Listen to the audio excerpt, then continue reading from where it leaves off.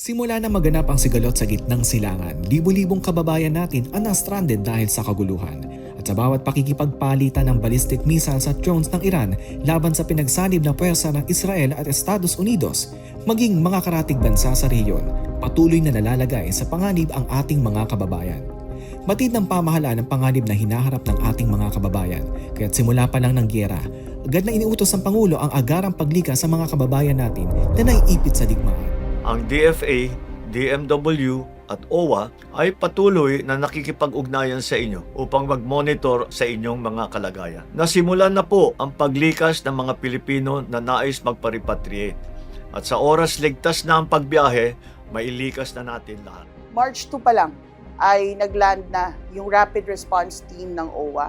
Meron siyempre tayong mga kababayan from Israel na tinatravel through land.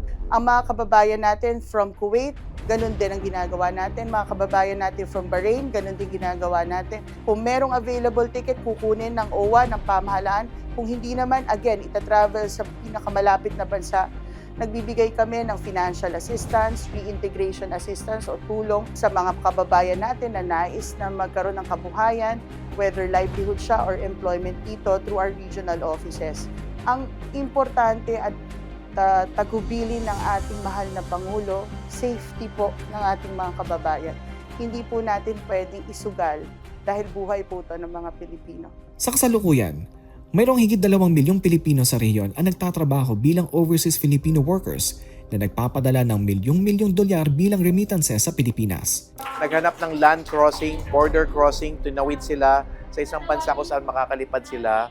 And now they're here. 23 OFWs, 8 children, and 1 adult dependent. Something special yung may 8 bata. Talagang that means we've taken children out of harm's way as well. And tonight, with the accumulation of the 3 flights, aakyat na ng 100 total yung na-sponsor natin so far. Gusto pa rin namin sila tulungan kahit binayaran na nila yung ticket nila. So pre-repatriation, binigyan ng financial assistance yung iba.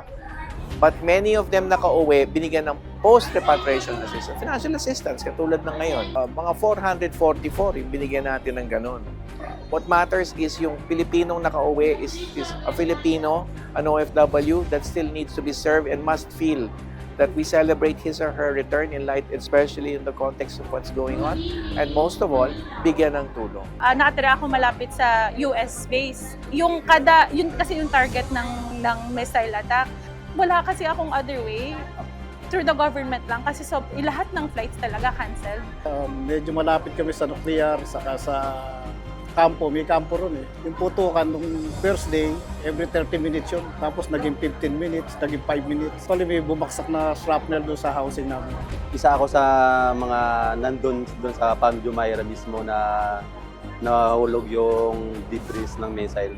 Initially sa mind ko, ano lang talaga, makalipad lang. Tapos binigay nila sobra-sobra pa.